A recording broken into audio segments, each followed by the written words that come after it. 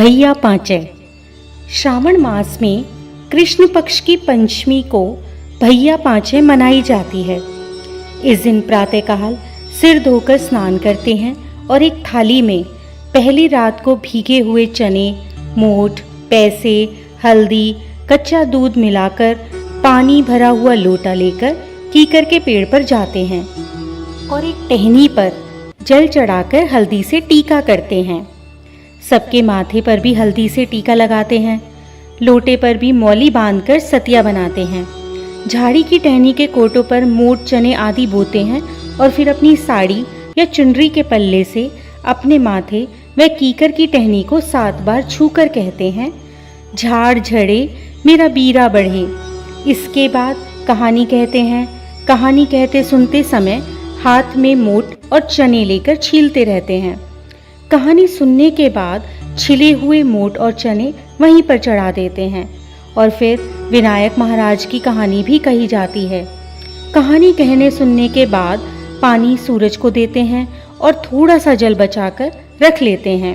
घर के अंदर आने से पहले दरवाजे के दोनों कोरों पर जल चढ़ाकर हल्दी से सतिया बनाते हैं।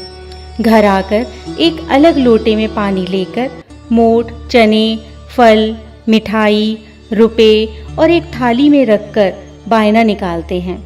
यह बायना अपने किसी भी बड़े जैसे सास, जिठानी या नंद को पैर छूकर देते हैं और यह पूजा बिन ब्याही लड़कियां भी करती हैं और वो अपनी छोटी बहनों को ये बायना देती हैं।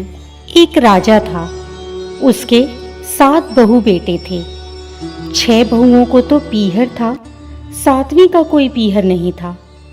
6 बहुएं कुएं पर पानी भरने गईं तो आपस में बोली कि जल्दी जल्दी पानी भर लो, बाद में टोक मारने जाना है। कुएं पर कोई एक जनी उनसे बोली, अरे तुम्हारी जिठानी क्या कर रही है? तो वे सब बोली, वह तो चरखा काट रही है। उसे क्या मालूम कि भैया पांचय क्या होती है, क्योंकि उसके तो कोई भाई ही नहीं है। ये सारी बातें एक सर्प सुन रहा था और वह उनकी बातें सुनकर उनके पीछे पीछे चल पड़ा और घर में आकर उस सर्प ने आदमी का रूप लेकर 7वीं बहू से कहा, बहन राम राम। वह कहने लगी, मेरे तो कोई भाई नहीं था, तू भाई कहाँ से आ गया? भाई बोला, बहन तेरी शादी के बाद मेरा जन्म हुआ था, इसलिए तू मुझे नहीं जानती। फिर वह अपनी सास से पूछने गई कि मेरा भाई आया है तो मुझे क्या करना चाहिए? तब सास कहने लगी कि तेल से चूल्हा लीप ले और तेल में ही चावल चढ़ा ले। ऐसा करने पर ना तो चूल्हा सूखा और ना ही चावल पके। फिर पड़ोसन से पूछने गई और पड़ोसन के बताने पर मिट्टी से चूल्हा लीप कर पानी में चावल चढ़ाए। दाल चावल बनाकर घी बूरा मिलाकर उसने अपने भाई को खिलाए।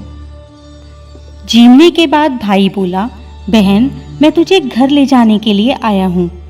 बहन को साथ लेकर जब भाई जंगल में जाकर बहन से बोला कि अब मैं सर्प बनूंगा, तुम डरना नहीं। मेरी पूंछ पकड़कर बांबी के अंदर मेरे पीछे पीछे आ जाना।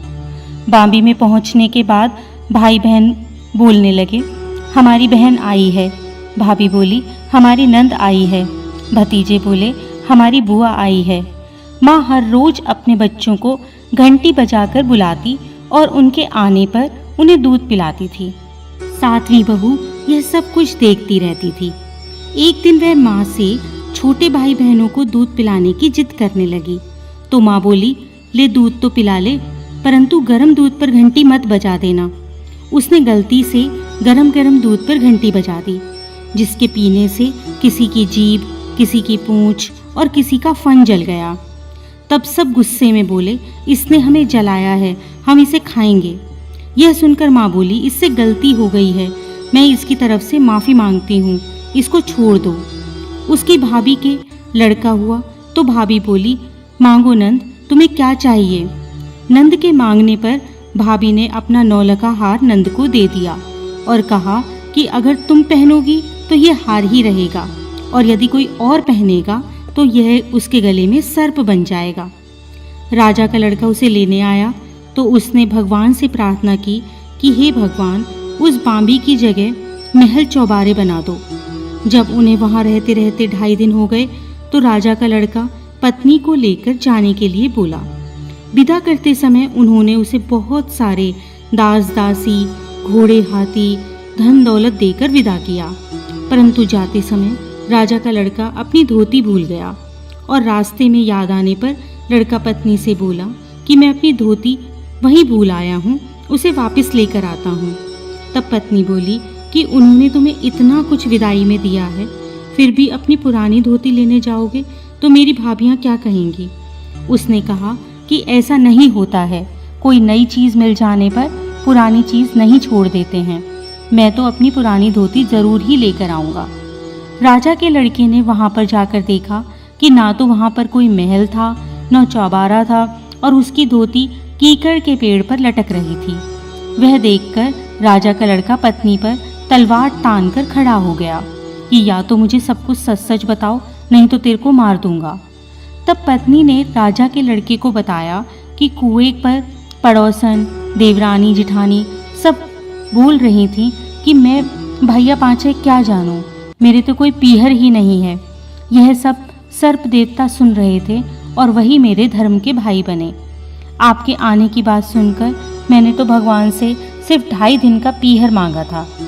घर आने के कुछ दिनों के बाद बहू के लड़का हुआ तो उसकी नंद भी बहू के पूछने पर बोली कि मैं तो वही नौला का हार लूँगी जो तुम अपने पीहर से लाई हो।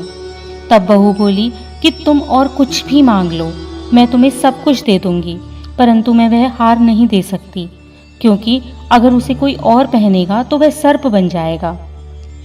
यह कहकर नंद बोली कि मैं लूँगी तो वही हार, नहीं तो कुछ भी नहीं लूँगी। तब बहू ने हार नंद को दे दिया। जब नंद हार पहनने लगी तो वह सर्प बन गया। यह देखकर बहू बोली कि मैंने तो तुम्हें पहले ही बता दिया था कि यह मेरे 2.5 दिन के पीहर का हार है।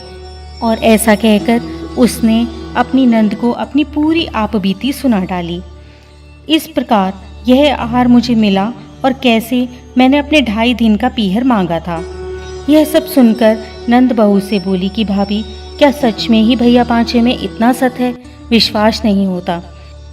तब राजा ने पूरे नगर में ढिंढोरा पिटवा दिया कि लगते श्रावण की पंचमी को सब कोई भैया पांचे मनाए, चने और मूठ भिगोएं और उन्हें झाड़ में पिरोएं और चने मूठ से ढूक मारकर उन्हीं का बायना निकालें। उसके बाद विनायक महाराज की कहानी भी कहें और सुनें। नाग देवता ने जिस तरीके से उनके दिन फेरे, इसी तरीके से कहानी कहता, सुनता, हुंकार भरता सभी के दिन फिरें। इसी प्रकार की अन्य व्रत एवं पौराणिक कथा कहानियों के लिए हमारे चैनल को सब्सक्राइब और शेयर करें, ताकि आप भी दूसरों तक इन्हें पहुंचाकर धर्म लाभ प्राप्त कर सकें।